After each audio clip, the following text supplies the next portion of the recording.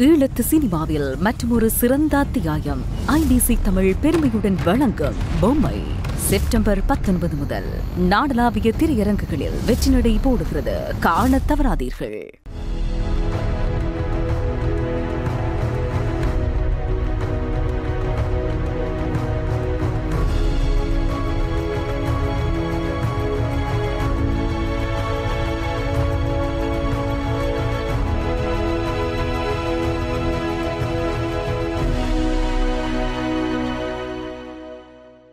செய்தி வீச்சுடன் இணைந்து கொண்டமைக்கு நன்றி. இன்றைய செய்தி வீச்சிலும் இலங்கை மற்றும் உலக நிலவரங்கள் காத்திருக்கின்றன. இலங்கை தீவில் எதிர்கட்சியில் இருந்தால் ஒரு செய்தி, அதுவே ஆட்சி தரப்புக்கு மாறினால் இன்னொரு செய்தி என்ற நிரூபிப்புகளை பல அரசியல்வாதிகள் ஏற்கனவே நிரூபித்து காட்டிய நிலையில் தற்போது எல்லோரும் ஏறிய குதிரையில் சக்கடத்தாரம் ஏறிய கதை போல ஸ்ரீலங்காவின் அரசு தலைவராகிய ஏகேடிஆர் ஆகிய அனுரகுமார திசாநாயக்காவும் அவ்வாறான ஒரு குதிரையில் ஏறுவது தெரிகிறது. அந்த வகையில் மன்னாரில் அடாது எதிர்ப்பு போராட்டங்கள் காற்றாலைகளுக்கு எதிராக நடத்தப்பட்டாலும் விடாது அதே காற்றாலைகள் அமைக்கப்படும் என்ற செய்தியும், அதே போல ஆட்சிக்கு வந்தால் அமைச்சர்களின் தொகையை குறித்து நாட்டின் செலவீனத்தை குறைக்க போவதாக எங்கேயோ கேட்ட குரலாக குறிப்பிட்ட அதே ஜேவிபி தான் இப்போது அடுத்த மாதம் தமது தலைவர் தாக்கல் செய்ய உள்ள 2026 ஆண்டுக்குரிய வரவு செலவு திட்டத்தின் இலக்குகளை விரைவுபடுத்தவும் அதனை திறம்பட செய்து கொள்ளவும் சில புதிய அமைச்சு முகங்களையும் இணைப்பதான கதையை சொல்லிக் கொள்கின்றது. அந்த வகையில் ஜனாதிபதி மாளிகையில் இன்று புதிய அரங்க காட்சிகள் தென்பட்டன. இலங்கை தீவின் அரசியல்வாதிகளில் ஏகேடிஆரை போல கவர்ச்சிகரமாக வார்த்தை ஜாலங்களை வெளியிடும் அரசியல்வாதிகள் இப்போதைக்கு யாரும் இல்லை என்பது நிதர்சனமானது. இதனால்தான் தனது புதிய வரவு செலவு திட்டத்தின் வளர்ச்சி இலக்குகளை விரைவுபடுத்திக் கொள்ளவும் திறம்பட செய்யவும் அமைச்சரவையின் மறுசீரமைப்பு இன்று இடம்பெற்றதாக குறிப்பிடும் ஏகேடிஆரின் வார்த்தை ஜாலத்தை நம்பிக்கொள்ளவும் இலங்கை தீவில் கணிசமான மக்கள் இருக்கத்தான் செய்வார்கள். இதுவாரோ இன்று காலை அரசு தலைவர் செயலகத்தில் அரசு தலைவரின் முன்னிலையில் சில புதிய பிரதி அமைச்சர்களும் பதவியேற்றுள்ளனர். கேபினெட் எனப்படும் 3 அமைச்சரவை தகுதி அமைச்சர்களுக்கு அப்பால் 10 கமாண்ட்மெண்ட்ஸ் போல சில முஸ்லிம் முகங்கள் உட்பட 10 பிரதி அமைச்சர்களும் இந்த பதவியேற்பில் உள்ளடக்கப்பட்டனர். போகிற போக்கை பார்த்தால் விரைவில் ஸ்ரீலங்காவின் ஃபீல்ட் மார்ஷல் சரத் பொன்சேகாவுக்கு கூட ஒரு பிரதி அமைச்சு பொறுப்பு வழங்கப்படலாம் என ஊகிக்கப்படுகின்றது. ஏனெனில் அந்த அளவுக்கு ஃபீல்ட் மார்ஷல் அனுரகுமார திசாநாயக்க ஆதரவாகவும் முன்னாள் அரசு தலைவர் மஹிந்தவுக்கும் எதிராகவும் கடுமையான கருத்துக்களை வெளியிட்டு வருவது குறிப்பிடத்தக்கது.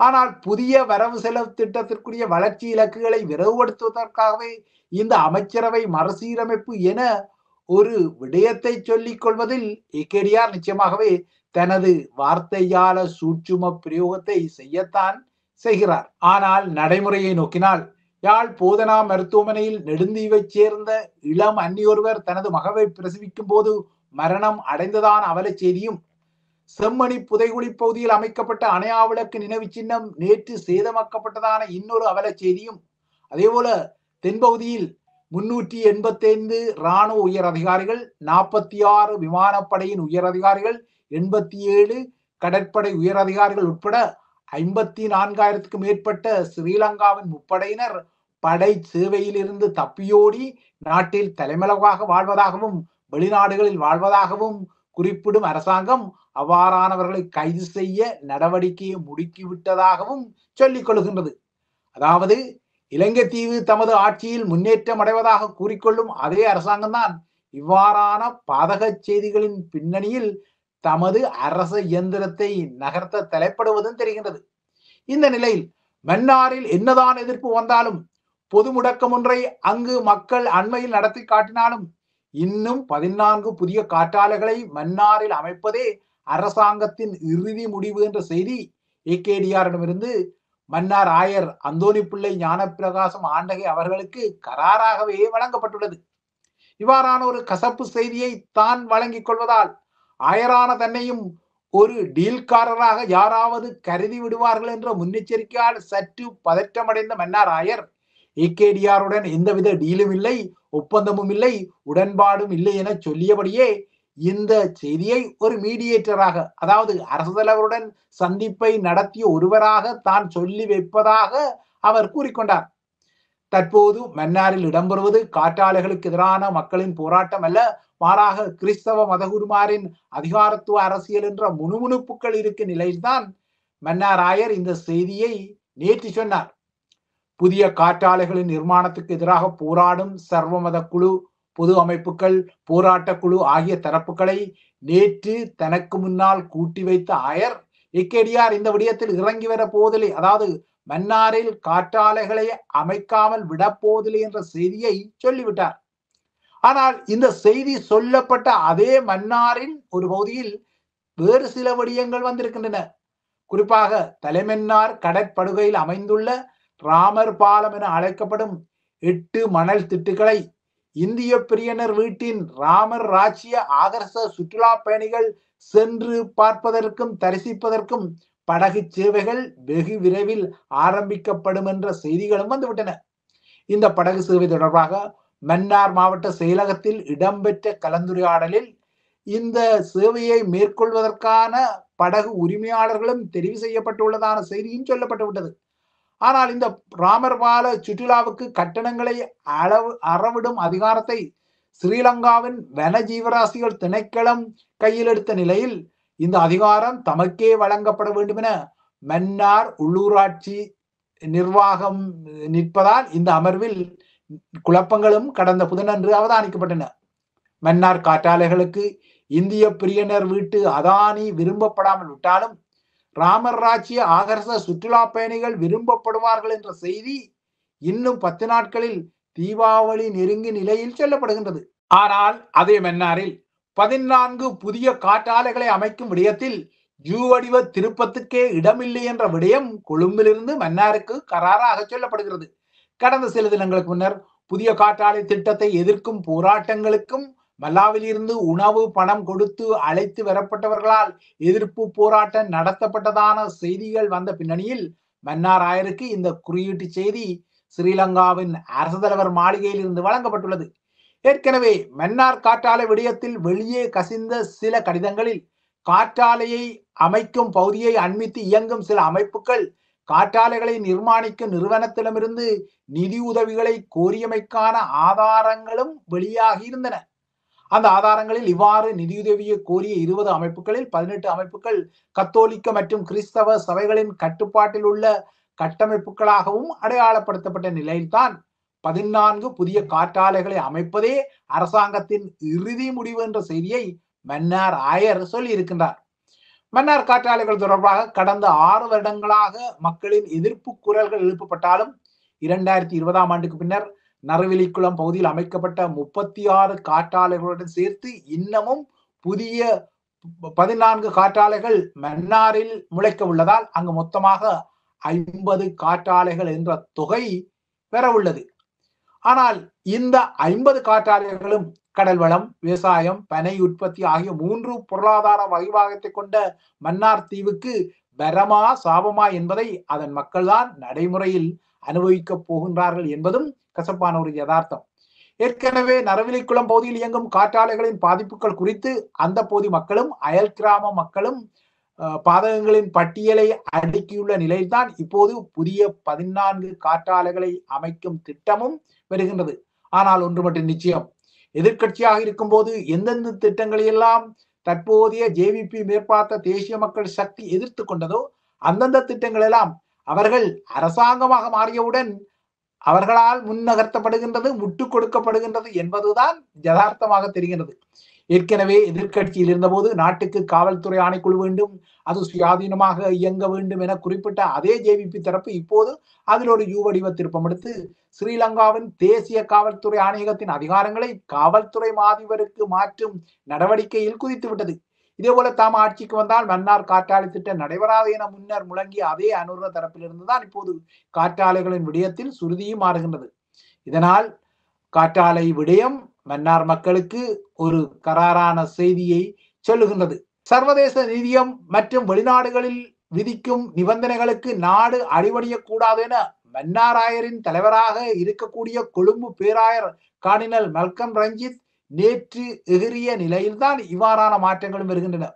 இன்று இலங்கை தீவில் தார்மீகமாகவும் நாகரிகமாகவும் கருதப்படும் பல விடயங்கள் நாட்டின் பாரம்பரியத்திலிருந்து வந்த கூறுகள் என கர்தினால் மல்கம் ரஞ்சித் குறிப்பிட்டாலும், இதே இலங்கை தீவில் தமிழர்கள் மீது இழைக்கப்பட்ட குரூரங்களும் தார்மீகமாகவும் நாகரிகமாகவும் அதே தென்பகுதியில் இருந்து வந்த பாரம்பரியத்தின் அடிப்படையில் தானா வந்தது என்ற வினாவுக்கும் கர்தினால் விடையளித்துக் கொள்ள வேண்டும்.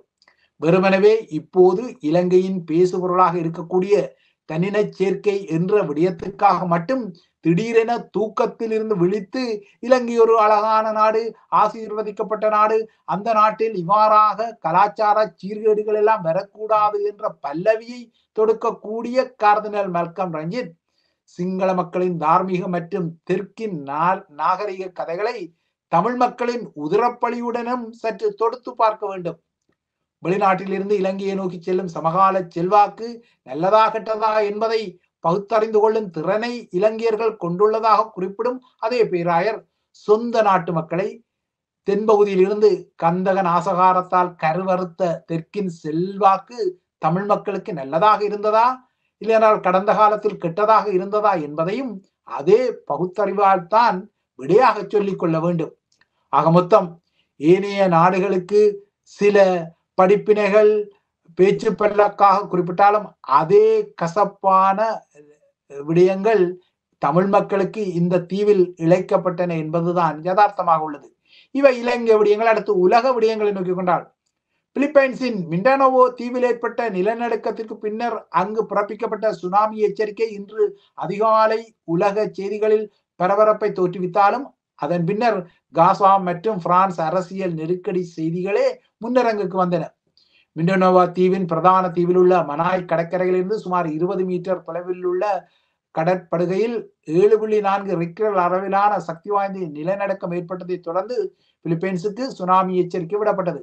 எனினும் உலக அரங்கில் காசாவுக்காக அமெரிக்க அரசு தலைவர் டொனால்ட் ட்ரம்ப் முன்வைத்த அமைதி திட்டத்திற்கு இஸ்ரேலிய அரசாங்கம் இன்று அதிகாலை ஒப்புதல் வழங்கிய பின்னர் அந்த செய்தியே மீண்டும் உலக அரங்கில் முன்னிலைக்கு வந்தது. போர் நிறுத்த ஒப்பந்தத்தின் நடைமுறைகள் தற்போது அதிகாரபூர்வமாக இஸ்ரேலிய அமைச்சரவையின் அனுமதியுடன் நடைமுறைக்கு வந்துள்ளன. காசா மீதான போர் நிறுத்தத்தை கண்காணிக்க அமெரிக்கா 200 துருப்புக்களை மத்திய கிழக்குக்கு அனுப்ப உள்ளதாகவும் அறிவித்துள்ளது. ஆனால் இந்த துருப்புக்கள் காசா பிராந்தியத்துக்குள் நுழையாது எனவும் கூறப்படுகின்றது. ட்ரம்பின் காசா ஒப்பந்தத்தில் காசாவில் தடுத்து வைக்கப்பட்டுள்ள அனைத்து பணைய கைதிகளையும் விடுவிப்பது, இஸ்ரேலிய ராணுவம் ஒப்புக்கொள்ளப்பட்ட இடத்திற்கு மீண்டும் திரும்புவது ஆகிய விடயங்கள் முக்கியமாக உள்ளன. குறிப்பாக இஸ்ரேலிய அரசாங்கம் இந்த திட்டத்தை அங்கீகரித்த 24 மணி நேரத்துக்குள் காசாவில் நிலை கொண்டுள்ள இஸ்ரேலிய ராணுவம் ஏற்கனவே இந்த திட்டத்தில் உடன்பாடு கொள்ளப்பட்ட ஜெலோலைன் எனப்படும் மஞ்சள் எல்லைக்கு திரும்ப வேண்டும் என்ற நியதி இருப்பதால் தற்போது இஸ்ரேலிய அரசாங்கம் இந்த ஒப்பந்தத்தை அங்கீகரித்துள்ளதால் எதிர்வரும் 24 மணி நேரத்துக்குள் அவர்கள் தமது பழைய எல்லைகளுக்கு திரும்பிக் கொள்ள வேண்டும். இந்த ஒப்பந்தத்தின்படி பணைய கைதிகள் திங்கட்கிழமை அல்லது செவ்வாய்க்கிழமை விடுவிக்கப்படுவார்கள் என எதிர்பார்க்கப்படும் பின்னணியில் எகிப்தில் இடம்பெறவுள்ள ஒப்பந்தத்தின் கைச்சாத்து நிகழ்வில் தான் கலந்து கொள்ள உள்ளதாக அமெரிக்க அரசு தலைவர் ட்ரம்பும் அறிவித்திருக்கின்றார். இதற்கிடையே இஸ்ரேலுடனான போர் முடிவுக்கு வந்து விட்டதான உறுதிமொழியை அமெரிக்காவும் ஏனைய அனுசரணை நாடுகளும் தமக்கு தந்ததாக ஹமாஸின் தலைமை பேச்சாளர் கலீல் அல்-ஹையா கூறியிருக்கிறார். இறுதியாக பிரான்சின் அரசியல் நெருக்கடி நிலவரங்களை நோக்கிக் கொண்டால், பிரான்சில் கடந்த 1.5 ஆண்டுகளில் 5வது முறையாக இன்னொரு பிரதமரை நியமிக்க அரசு தலைவர் மெக்ரன் தயாராகி வருகின்றார். மெக்ரனின் 2வது 5ஆண்டு பதவிக்காலம் கடுமையாக தடம் புரண்டு அவர் பதவி விலக வேண்டும் என்ற கோரிக்கைகள் வலுத்து வரும் நிலையில் மெக்ரனோ எதுவுமே நடக்காதது போல சில நியமனங்களை செய்து கொள்ள தலைப்படுகின்றார். அந்த அடிப்படையில் இன்று பிற்பகலில் அவர் சில கட்சி தலைவர்களை சந்தித்த பின்னர் புதிய பிரதமரை அறிவிக்கக்கூடும் என எதிர்பார்க்கப்படுகின்றது. இன்று பிற்பகல் இடம்பெறும் இந்த சந்திப்பில் அதிதீவிர வலதுசாரி கட்சியான மரீன் லூப்பனின் ரசம்பிள்மோ நேஷனல் எனப்படும் தேசிய பேரணி கட்சிக்கும் தீவிர இடதுசாரிகளான லா பிரான்ஸ் இன்சுமிஸ் கட்சிக்கும் அழைப்பு விடுக்கப்படவில்லை. இந்த நிலையில் அரசு தலைவரின் கட்டாய பதவி விலகல் அரசியலமைப்பு ரீதியில் பிரான்சில் அனுமதிக்கப்படுமா என்ற வாத பிரதிவாதங்கள் கிளம்பியுள்ளன.